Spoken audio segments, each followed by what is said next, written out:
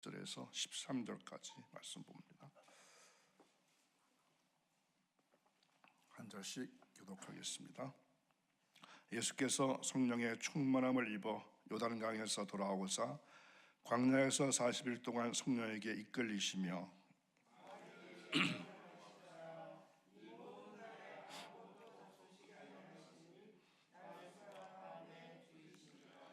마귀가 이르되 네가 만일 하나님의 아들이거든 이 돌들에게 명하여 떡이 되게 하라.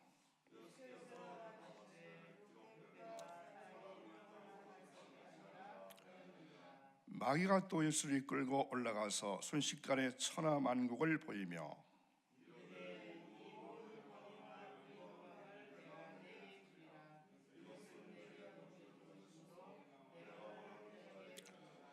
그러므로 내가 만일 내게 절하면 다 내 것이 되리라.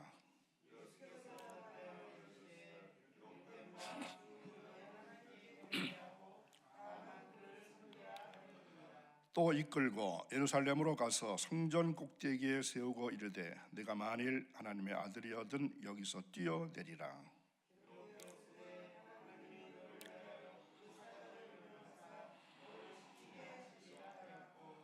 또한 그들이 손으로 너를 받들어 내 발이 돌에 부딪히지 않게 하시리라 하였느니라.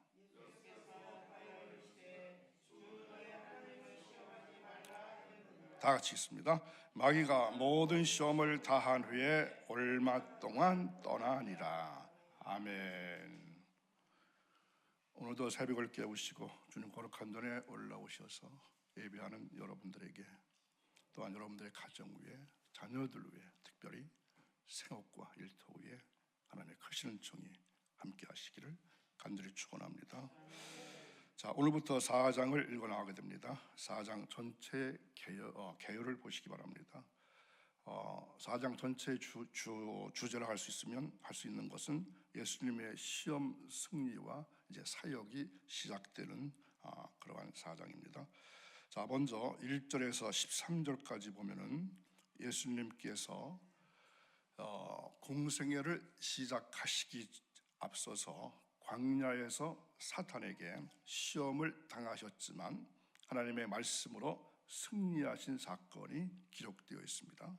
그리고 14절에서 마지막 44절까지는 초기 갈릴리 사역을 통해서 놀라운 권능으로 많은 병자들을 치유하시고 하나님 나라를 힘있게 전파하신 사실이 4장에 언급되어 있습니다. 특히 초기 갈릴리 사역 도중에 예수님께서 고향 나사렛에 서서 자신의 메시아 되심을 증거하셨지만 도리어 배척을 당하신 사건이 16절에서 30절까지 기록되어 있습니다. 이것을 볼 때 앞으로 예수님의 사역과 생애가 결코 순탄치 않을 것이다 하는 사실을 이 말씀에서 암시하고 있습니다. 한편 광야에서 예수님이 당하신 세 가지 시험은 아담 이후로 인류를 유혹해서 타락시키는 사탄의 계략을 단적으로 생생히 드러내고 있습니다. 그러나 예수님께서 능히 사탄의 모든 괴계와 시험을 당당히 물리치고 승리하셨기 때문에 이제 성도들이 시험을 당할 때에 어떻게 되는 것이죠? 친히 도와주실 수 있게 되는 것입니다. 아우러 예수님께서 사단의 시험을 물리치신 승리의 비결이 오직 하나님의 말씀에 있다는 사실은 오늘날 매일매일 영적인 전투에 임하는 우리 모두에게 성령의 검인 하나님의 말씀으로 무장하는 일이 얼마나 중요한지를 생생히 교훈받게 하십니다. 자, 오늘 읽을 말씀은 여러분도 잘 아시는 시험 받으신 예수님입니다. 예수님께서 마귀에게 시험을 받으셨다는 사실은 어찌 보면 놀라운 일입니다. 왜냐하면 예수님은 시험을 받으실 만한 아무런 조건이 없으시기 때문입니다. 그분은 완전하신 하나님의 아들이십니다. 누가 하나님의 아들 그를 시험할 수 있단 말입니까? 누가 그를 시험할 자격이 있는 것입니까? 말씀이 육신이 되신 그분은 곧 하나님이십니다. 누가 그분을 시험의 대상으로 삼을 수 있단 말입니까? 그런데도 읽을 말씀 1절과 2절 상관절 말씀 보면은 예수께서 성령의 충만함을 입어 요단강에서 돌아오사 광야에서 40일 동안 성령에게 이끌리시며 마귀에게 시험을 받으시더라, 이렇게 말씀하고 있습니다. 이는 곧 우리 주님께서 공생애를 위해서 친히 인간들의 연약함을 나타내시기 위해서 일평생 사단의 시험과 유혹 가운데 있는 우리 성도들이 시험을 받을 즈음에 어떻게 이 시험을 감당해야 할지 몸소 모범을 보이시기 위함이었습니다.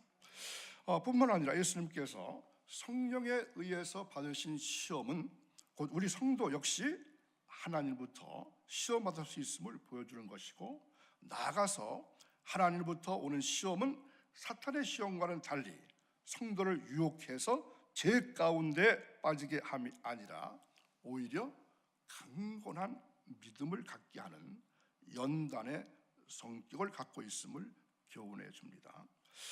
마치 출애굽한 이스라엘 백성들이 광야 40년 기간 동안 하나님부터 연단 받았던 것을 연상해 보면 좋을 것 같습니다. 그래서 4세기 10호의 주교여 위대한 신학자라 일컬었던 어거스틴이라는 사람은 말하기를, 주님께서는 스스로 시험 받으심으로써 우리 성도들로 하여금 시험 가운데서 승리하게 하셨다, 이렇게 말했습니다. 자, 오늘 예수님께서 마귀에게 시험을 받으신 일은 우리에게 여러 가지로 교훈해 주는 바가 크다고 볼 수 있습니다. 자, 먼저 예수님께서 왜 시험을 받으셔야 했을까요? 예수님은 요단강에서 세례 요한에게 세례를 받으신 다음에 성령의 충만함을 입으셨다고 했습니다.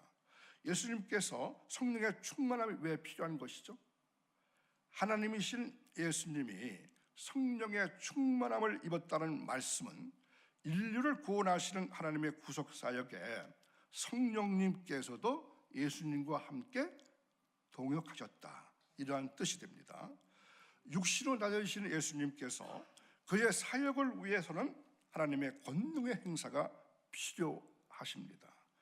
인성으로 세상에 오신 예수님은 이 같은 하나님으로부터의 권능의 행사에 있어서 성령님께서 동역으로 나타난 것입니다. 그래서 예수님은 성령의 이끌리심으로 마귀에게 시험을 받으셨다고 했습니다.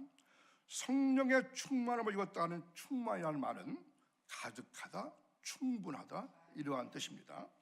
예수님이 구세주로 사역하시기에 충분한 성령의 임재하심, 그리고 성령의 능력의 부여하심을 의미합니다.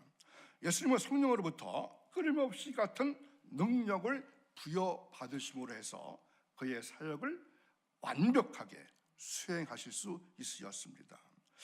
그러면서 예수님은 우리의 연약함을 체휼하시기 위해서 시험을 받으셨다고 했습니다. 예수님이 육신을 입고 세상에 오신 이유 중에 하나가 우리의 연약함을 체휼하시기 위함입니다. 이 체휼이라고 하는 말은 우리가 사용하고 있는 개역개정에는 나오지 않는데 이 개역 한글 성경, 먼저 쓰던 성경에는 나와 있거든요. 그래서 한번 히브리서 4장 15절을 보겠습니다. 우리에게 있는 대제사장은 우리의 연약함을 체휼하지 아니하는 자가 아니요 모든 일에 우리와 한결같이 시험을 받은 자로되 죄는 없으시니라. 아멘. 개역 성경은 연약함을 동정하지 못하실 리가, 그런데 옛날 성경에는 우리 연약함을 체휼하지 아니하는 자가, 이렇게 나타나 있거든요. 체휼이라고 하는 말은 참으로 어려운 말이고 잘 쓰는 말은 아닙니다. 자신이 직접 겪어보았기 때문에 상대방을 깊이 이해해서 가지는 동정심과 그리고 불쌍히 여기는 사랑의 마음, 이게 체휼이라는 말입니다.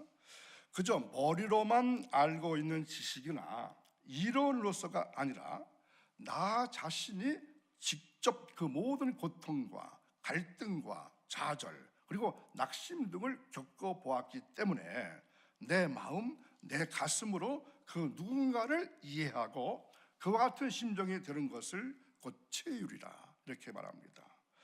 우리 인간들을 향한 주 예수님의 사랑이 바로 이 체휼의 사랑입니다. 그분은 우리가 이 땅에서 겪을 수 있는 정신적, 육체적 모든 고통의 경험자이십니다. 그러므로 우리는 우리의 어떤 문제를 가지고서도 그분께 나아갈 수 있고 그분은 우리의 하소연과 넋두리까지도 들어주실 수 있는 자격이 있으신 분이십니다. 그러므로 그는 우리의 시험을 도우시고 우리가 어려움을 당할 때 우리는 예수님으로부터 긍휼히 여기심을 받을 수 있고 도움을 주실 수 있습니다. 예수님은 마지막 아담으로 오신 분이죠.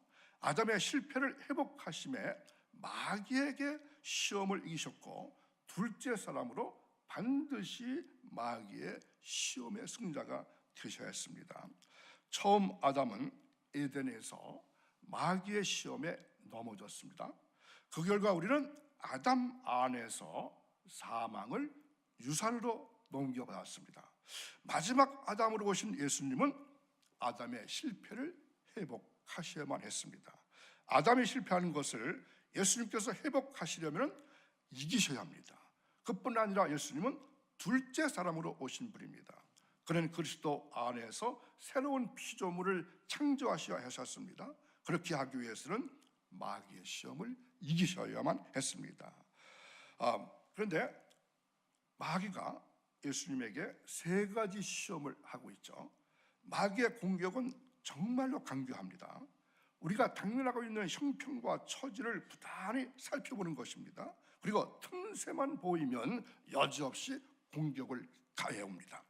마귀는 예수님께서 시험을 받기에 가장 적절한 시기에 찾아왔습니다. 40일간의 금식이 끝난 직후에 예수님을 시험으로 넘어지게 하려고 날카로운 공격을 시도했습니다. 첫 번째가 무엇이었죠? 마귀는 돌들에게 명예에서 똑똑이가 되게 하라고 유혹했습니다. 시험이라 하는 것은 예수님으로 넘어지게 하려고 하는 마귀의 실험이기 때문에 이 같은 마귀의 말은 동정이나 배고픔을 면해보라는 뜻에서 준 말이 아닙니다. 예수님은 마귀의 이 같은 간계를 알고 계셨기 때문에 반격을 가하셨습니다. 자, 4절 보시겠습니다.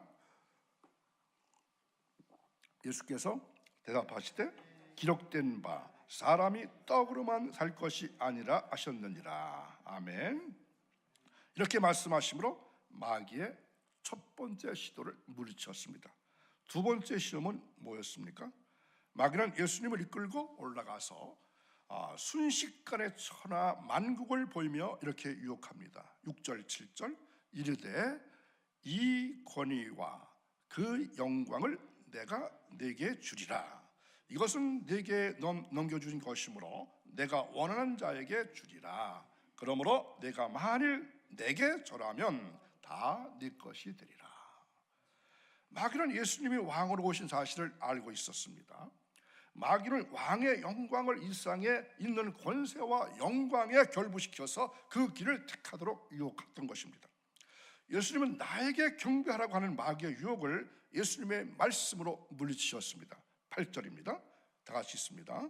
예수께서 이르시되 기록된 바 주 너의 하나님께 경배하고 다만 그를 섬기라 하였느니라. 아멘. 마귀는 다시 한번 참담한 실패를 당합니다. 그 옛날에 에덴에서 아담을 유혹했을 때 써먹었던 그의 솜씨 가지고는 도저히 당해낼 도리가 없는 것입니다. 그리고 마지막 세 번째는 하나님의 말씀을 인용해서 유혹을 시도합니다. 정말로 강교하지 않습니까? 예수님을 예루살렘 성전 꼭대기에 세우고는 이렇게 유혹합니다. 9절 다 같이 또 이끌고 예루살렘으로 가서 성전 꼭대기에 세우고 이르되 내가 만일 하나님의 아들이거든 여기서 뛰어내리라. 아멘. 이렇게 유혹합니다. 그리고는 엉뚱하게 이 말씀은 시편에 있는 말씀과 결부시켜서 하나님의 말씀으로 자신의 유혹을 물리칠 수 있도록 시도하는 것입니다. 자, 10절, 11절 함께 했습니다. 기록되었을 때 하나님이 너를 위하여 그 사자들을 명하사 너를 지키라 하시리라 하였고 또한 그들이 손으로 너를 받들어 내 발이 돌에 부딪히지 않게 하시리라 하였느니라. 아멘. 근데 이 말씀은 어디서 나오냐면은 시편 91편 11절 11절의 말씀이거든요. 이 말씀을 사탄이 기묘하게 인용하는 것입니다. 자, 시편 91편 11절 12절 함께 했습니다. 그가 너를 위하여 그의 천사들을 명령하사 내 모든 길에서 너를 지키게 하심이라. 그들이 그들의 손으로 너를 붙들어 발이 돌에 부딪히지 아니하게 하리로다. 아멘. 마귀가 이처럼 하나님의 말씀을 도용한 것은 예수님으로 하여금 하나님을 시험케 하려고 하는 목적이 있는 것입니다. 예수님은 즉각 마귀의 간교함을 간파하시고 13절에서 이렇게 말씀하십니다. 주 너의 하나님을 시험치 말라. 이 말씀을 인용하면서 마귀의 세 번째 시험을 물리치셨습니다. 그런데 마귀의 말에는 인간적으로 볼 때는 다분히 합리성이 있습니다. 줄일 때에 먹을 것을 찾게 하는 것, 그렇죠? 또 세상 영광을 보여주는 것, 또 하나 하나님을 시험케 하는 일 등 우리가 하나님의 말씀을 모르거나 진리의 눈이 어둡거나 육신의 일에 눈을 돌리는 한 이 같은 마귀의 유혹에 걸리지 않을 수가 없습니다. 하나님의 말씀은 성령의 이한 검이라고 했습니다. 예수님은 이 성령의 검으로 마귀의 시험을 물리치셨습니다. 마귀를 이기는 능력은 오직 하나님의 능력입니다. 이 하나님의 능력은 하나님의 말씀에서 나온다는 사실을 알고 늘 마귀의 시험을 우리도 대비해야 합니다. 이 세 차례 시험에서 예수님을 이기지 못한 사탄은 결국은 어떻게 했다고 했습니까? 예수님 곁을 떠나고 말았습니다. 자, 그런데 사탄은 자신의 패배를 인정하고 아주 예수님을 떠난 것이 아니라, 자, 13절 보면 얼마 동안만, 그죠? 잠시 동안만, 얼마 동안만 주님의 곁을 떠난 것입니다. 실제로 사탄은 주님께서 십자가에 달린 마지막 순간에도 유대인들의 입을 통해서 내가 만약 하나님의 아들이거든 십자가에서 뛰어내려 보라 이렇게 시험하면서 예수님의 십자가 사역까지도 저지하려고 하는 것을 볼 수가 있습니다. 마찬가지로 사단은 끊임없이 우리들 주의 백성까지도 계속해서 시험합니다. 그리고 이 시험이 실패로 돌아가면은 그 다음 시험을 위해서 잠깐 동안만 자리를 피하는 것입니다. 그러기에 성도는 사탄이 마지막 날 영원한 불못에 사로잡히는 그 순간까지도 끊임없이 사탄의 유혹과 시험 가운데 놓여 있습니다. 그러므로 오늘도 귀한 말씀 들으신 여러분, 사탄은 항상 고삐를 늦추지 않고 마치 우는 사자가 삼킬자를 찾아 돌아다니는 것과 같이 끊임없이 우리 성도를 넘어뜨리기 위해서 호시탐탐 기회를 노리고 있습니다. 그러기에 우리는 항시 하나님의 능력 있는 말씀으로 무장하고 깨어 근신하는 그러한 경건 훈련을 끊임없이 해야 합니다.